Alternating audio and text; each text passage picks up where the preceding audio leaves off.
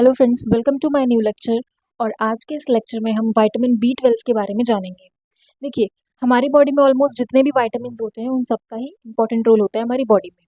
Same ऐसी vitamin B12 भी है जो हमारी बॉडी के लिए बहुत ही इंपॉर्टेंट न्यूट्रिएंट होता है। इसे कोबालामिन भी बोलते हैं और ये वाटर के साथ सॉल्युबल होता है। देखिए, विटामिन डी के बाद सेकंड नंबर पे विटामिन B12 ही है जिसकी सबसे ज़्यादा डेफिशिएंसी देखी जाती है लोगों में। ऐसा क्यों होता है ये भी हम आगे जानेंगे। देखिए, विटामिन B12 एक तो हमारी बॉडी प्रोड्यूस नहीं करती है, हमारी बॉडी इसे नहीं बनाती है, हमें इसे बाहर के फूड सोर्स और सप्लीमेंट के थ्रू लेना पड़ता है। लेकिन हाँ, जो भी हम विटामिन B12 बाहर से लेते हैं वो लीवर में हमारे स्टोर हो जाता है। ओके, तो इसीलिए बॉडी में इसकी सफिशिएंट क्वांटिटी को मेंटेन करना बहुत ज़रूरी होता है, क्योंकि अगर हमारी बॉडी में विटामिन B12 की कमी हो जाए तो हमारी बॉडी के बहुत सारे ऐसे मेजर फंक्शंस हैं जो ठीक से नहीं हो पाएंगे। तो कौन कौन से फंक्शंस हैं विटामिन B12 के? देखिए, सबसे पहले हमारे नर्वस सिस्टम को हेल्दी रखता है। कैसे? देखिए, हमारे ब्रेन में जो नर्व्स हैं उसके अराउंड एक माइलिन शीट होती है, आप इमेज में देख सकते हैं। उसको ये विटामिन B12 बनने में हेल्प करता है और डैमेज होने से बचाता है।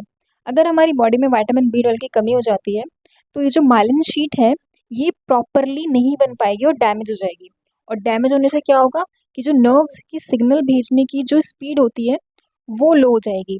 तो इससे क्या होगा, आपके हाथ पैर में झंझनाहट होगी, सुन्नपन आपको फील होगा, ठीक है, आपके मसल्स वीक हो जाएंगे, बर्निंग फीट एंड टिंगलिंग जैसी सेंसेशन आपको फील होगी। तो ऐसे सिम्टम्स आपको देखने को मिलेंगे।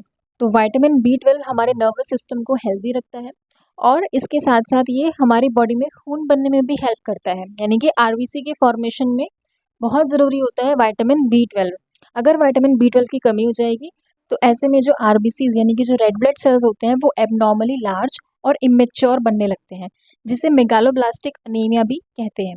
ऐसे में क्या होता है, जब आरबीसीज नहीं बनते हैं उसमें क्या होता है, आरबीसीज में जो हीमोग्लोबिन होता है वो ऑक्सीजन को कैरी करता है। अब जब रेड ब्लड सेल्स की कमी है तो ऑक्सीजन भी नहीं कैरी हो पाएगा, तो ऑक्सीजन क्या होगा, बॉडी के डिफरेंट सेल्स तक नहीं पहुंच पाएगा क्योंकि खून की कमी है। अब जब ऑक्सीजन सेल्स तक नहीं पहुंचेगा बॉडी के, तो सेल्स को एनर्जी का प्रोडक्शन करने में दिक्कत आएगी। ओके, और इससे क्या होगा, आपको थकान, सुस्ती, आलस, कमजोरी ऐसा फील होगा, क्योंकि आपके बॉडी के सेल्स को ऑक्सीजन ही नहीं मिल पा रहा जिससे कि वो एनर्जी का प्रोडक्शन करें। तो आरबीसी के फॉर्मेशन यानी कि खून बनने के लिए भी विटामिन B12 बहुत ज़रूरी होता है। इसके अलावा विटामिन B12 आपकी एनर्जी प्रोडक्शन को भी इनडायरेक्टली बूस्ट करता है। कैसे? विटामिन B12 जो है वो कार्बोहाइड्रेट, फैट्स, प्रोटीन को इनडायरेक्टली एनर्जी में कन्वर्ट करता है। इसके अलावा विटामिन B12 हमारी बॉडी में होमोसिस्टिन लेवल को भी कंट्रोल करके रखता है, जो हमारी हार्ट हेल्थ के लिए बहुत अच्छा होता है। देखिए, होमोसिस्टिन एक अमाइनो एसिड होता है जिसका लेवल अगर ब्लड में बढ़ जाए तो इससे क्या होता है, हार्ट और ब्लड वेसल्स डैमेज हो सकती हैं। कैसे? ये जो होमोसिस्टिन होता है ये ब्लड वेसल्स की इनर लाइनिंग को डैमेज करता है।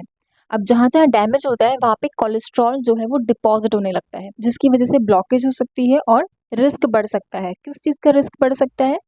ब्लड वेसल्स में ब्लड क्लॉट हो सकता है, हार्ट अटैक हो सकता है, स्ट्रोक भी हो सकता है और आपका ब्लड प्रेशर भी हाई हो जाएगा। तो जो विटामिन B12 है वो B6 और B9 के साथ मिलके होमोसिस्टिन लेवल को कंट्रोल करके रखता है। और विटामिन B12 क्या करता है, डीएनए के सिंथेसिस में और न्यू सेल्स का फॉर्मेशन हो, हेल्दी सेल्स बने, उसमें भी ये हेल्प करता है।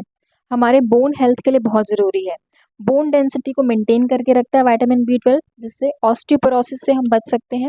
अगर विटामिन B12 की कमी हो जाती है तो बोन की स्ट्रेंथ कम हो जाती है, जिससे फ्रैक्चर होने के चांसेस ज़्यादा रहते हैं। और विटामिन B12 ऑप्टिक नर्व्स को भी हेल्दी रखता है। देखिए, आँख से ब्रेन तक जो सिग्नल जाता है वो ऑप्टिक नर्व्स के थ्रू जाता है। अब अगर विटामिन B12 की कमी हो जाती है तो ये जो ऑप्टिक नर्व्स होती हैं ये वीक हो जाती हैं, जिससे आपको धुंधला दिख सकता है और या फिर आपकी जो विजन है वो भी लॉस हो सकती है। और इसी के साथ साथ विटामिन B12 हमारे स्किन, हमारे नेल्स और हमारी हेयर की ग्रोथ के लिए भी बहुत ज़रूरी होता है। कैसे?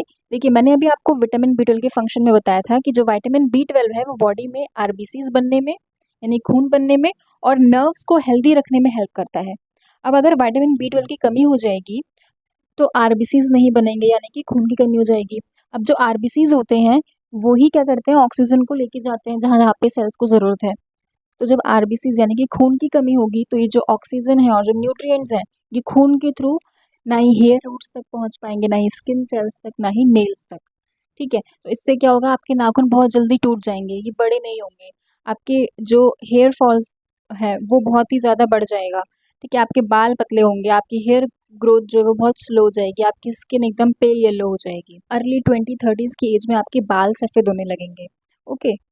क्योंकि यहाँ तक न्यूट्रिशन, ऑक्सीजन पहुँच नहीं पा रहा, तो उनकी ग्रोथ जो है वो और स्लो हो जाएगी। और अगर प्रेगनेंसी में विटामिन B12 की डेफिशिएंसी हो जाती है, तो बेबी की ग्रोथ में भी दिक्कत आती है। तो ये कुछ फंक्शंस थे मेन विटामिन B12 के। अच्छा, विटामिन B12 की डेफिशिएंसी बहुत लोगों में इसलिए होती है क्योंकि एक तो शरीर इसे खुद नहीं बनाता, हमें बाहर से इसको लेना पड़ता है फूड के थ्रू। बाहर के जो फूड्स होते हैं उसमें भी विटामिन B12 बहुत कम मिलता है। ज़्यादातर ये एनिमल फूड में मिलता है, जैसे कि दूध, अंडा, लीवर, मछली, चिकन। अब ऐसे में जो लोग वीगन या फिर वेजिटेरियन होते हैं, उनमें ये डेफिशिएंसी ज़्यादा देखी जाती है। लेकिन ऐसा नहीं है कि जो नॉन वेजिटेरियन होते हैं और जो एनिमल फूड लेते हैं, उनमें ये डेफिशिएंसी नहीं होगी। उनमें भी हो सकती है, क्यों?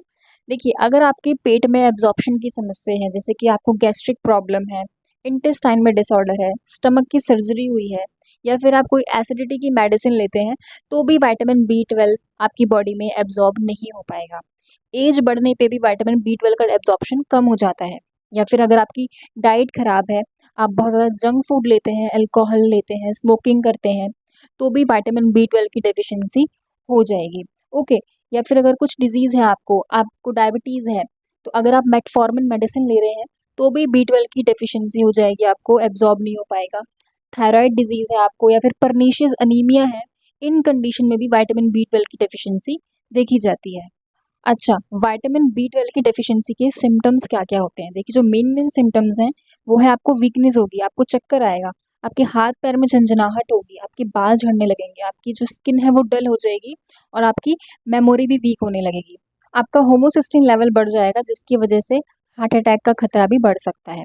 तो सबसे पहले आपको विटामिन B12 ब्लड टेस्ट कराना है, जिसमें पता लगेगा कि आपका जो रेंज है वो कितना है। नॉर्मल जो B12 का रेंज होता है ब्लड में, वो 200 से 900 pg/ml होता है।